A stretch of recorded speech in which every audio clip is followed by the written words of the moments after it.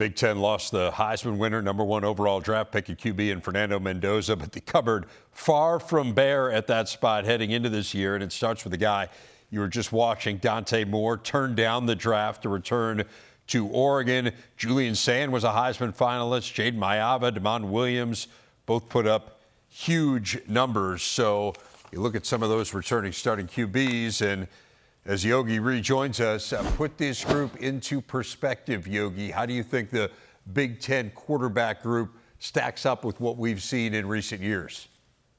Well, I'll flip it on you too, man. I mean, you've been around BTN for 20 years by the time we kick this thing off in this fall, in September. Yeah, I'm getting old. Well, when I look at the list, I talk to you and Coach Gennardo and the crew.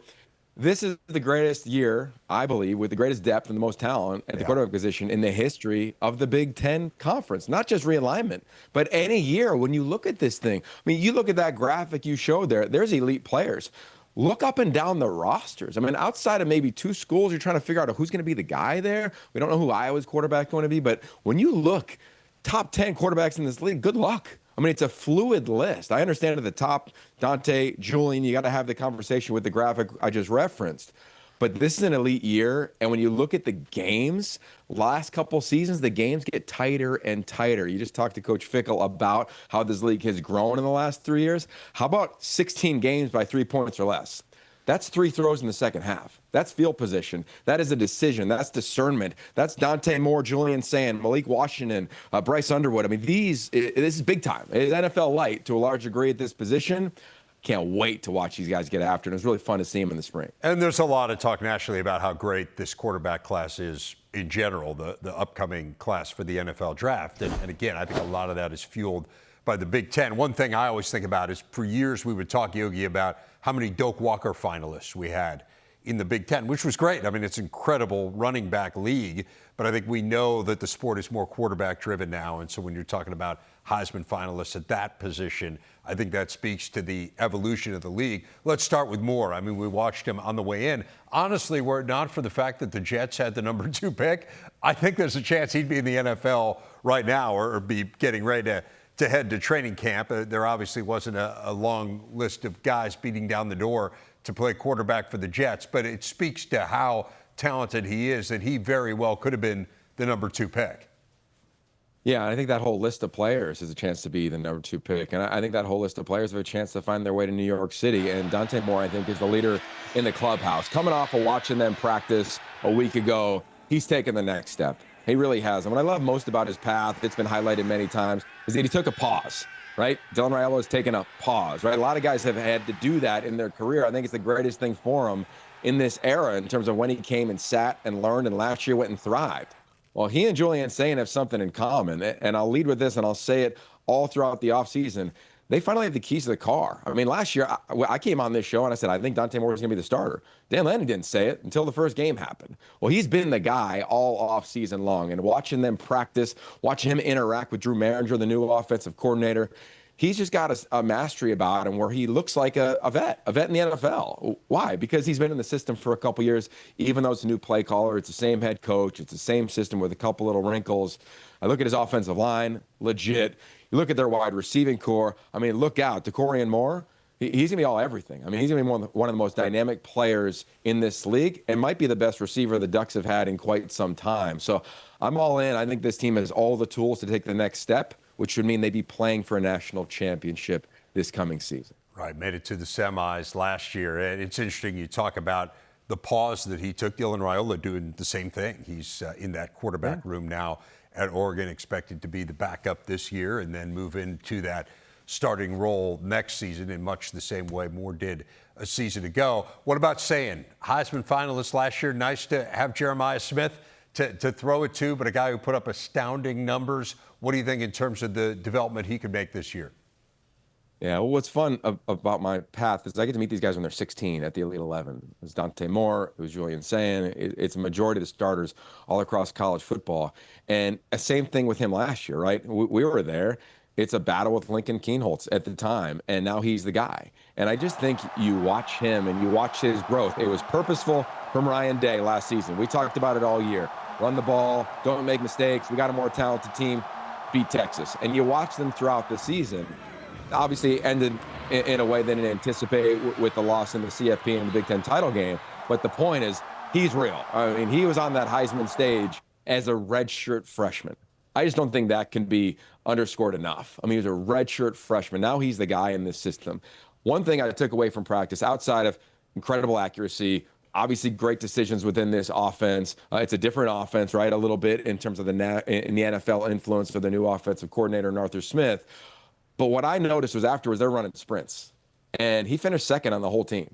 Wow. I just think that's notable, right? I just think that's notable. And I get that he's not the second fastest guy on that roster, but as I'm watching them run gassers, I think that's an example. And I think that's just his growth within this program. He's doing all the things you'd imagine a leader at Ohio State to do.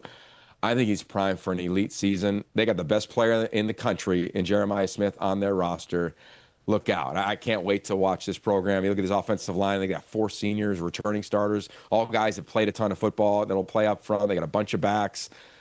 It's going to be a blast. I mean, them and the Ducks, there's no reason to not think they're the top 2 teams right now in this league. That's a pretty cool anecdote on the sprints, right? Because it speaks to his work ethic and, as you say, kind of lack of entitlement and the amount of work that he's putting in, and not just kind of making the assumption that, hey, I'm the man and I don't need to work hard. That's pretty interesting. I want to ask you about Maiava. When I saw you this spring, you were raving to me about SC and really seemed to think that they are a team that could be in that college football playoff discussion this year. So much of it is premised around him. Had a really nice year last year, little mistake prone in some of the bigger games. It feels to me like that's the next step here, is for them to beat those elite teams. Yeah, I think it is. That is the next step for that program. You go around Los Angeles, and there's billboards everywhere that says, quote, "It's time," with his face on it. I mean, Lincoln Riley's talked about it. Chad Bowen, their GM, has talked about it. This program knows it's time to make that next step. Well, the commonalities that Jayden Maiava and Julian Sayin and Dante have, and I'd say even Josh Hoover in Indiana, their offensive line are all veterans.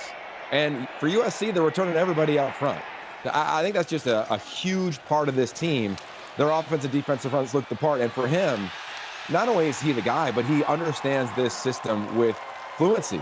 I mean, you watch him play in practice. To me, he just looked a little different. And I think there's something even getting comfortable being in LA. I've said this many times to you, man.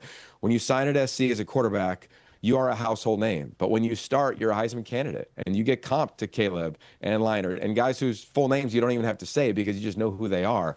Jane's the same deal right now, and watching him and being there in the spring and being around this team and was around their team in the team room, like, he's got a comfort level to him that is needed in Los Angeles to play quarterback at USC.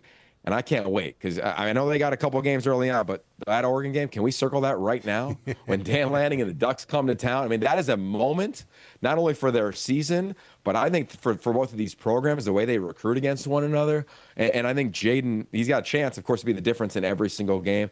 I expect him to play at a really high level, minimal mistakes, can't turn the ball over, and he's got to be consistent all season long, because this team has said it. They got to get to the playoff. They know they got a roster that is built for that. They got the resources to put the roster together that they have.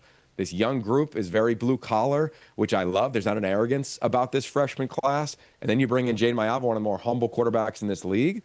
Look out. I mean, it's just everybody's on a collision course as we talk about the top quarterbacks. You mentioned in passing there Josh Hoover.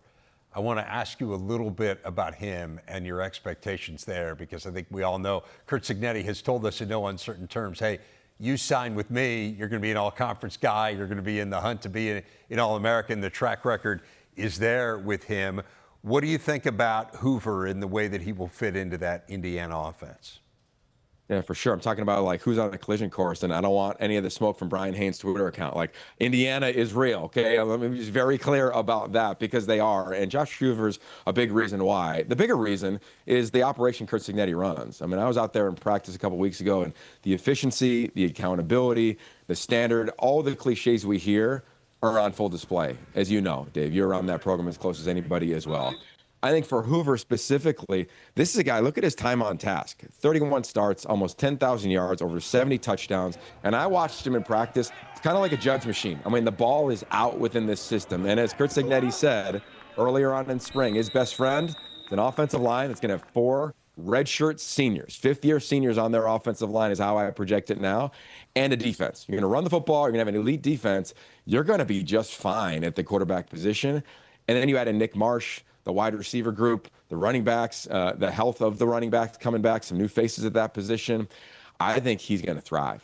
I think they're going to kill it. I don't think Indiana's going anywhere. I actually think their roster physically looked better, right? We all know that everybody was an inch or two short, and the JMU story that's been told countless times.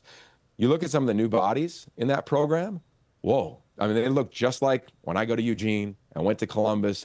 There's no mistake in Indiana from anybody other than they're a power. And I think that there's a big narrative around the country as I've traveled and crisscrossed this spring. People aren't talking about them enough. They're talking about teams like LSU and Alabama and Oklahoma and Ohio State. The traditional ones need to start talking about Indiana because they look the part and they've proven it under Curt Cignetti. They should be in the conversation of the powerhouses. And you look at their schedule. There's no reason why they shouldn't find themselves back in contention for not only a Big Ten title, but a college football playoff appearance. And I think that's the biggest thing, man. The talent level in this league, as Luke Fickell said, continues to grow. And I think it needs to be heard around the country, not just who's winning the Natty, but these other teams. It is a hellacious run for anybody to get to 9 wins, in my opinion. And I think you go 9-3 in this league, you should find yourself not having to compete to get in the playoff based on what my eyes have shown me over the last month. I love it, flying under the radar after going 16-0 and winning the national Who championship. said that? Not I didn't say enough that. people talking Go about Chains, that wasn't me. Not enough people talking about the Hoosiers. It's pretty amazing. What a story.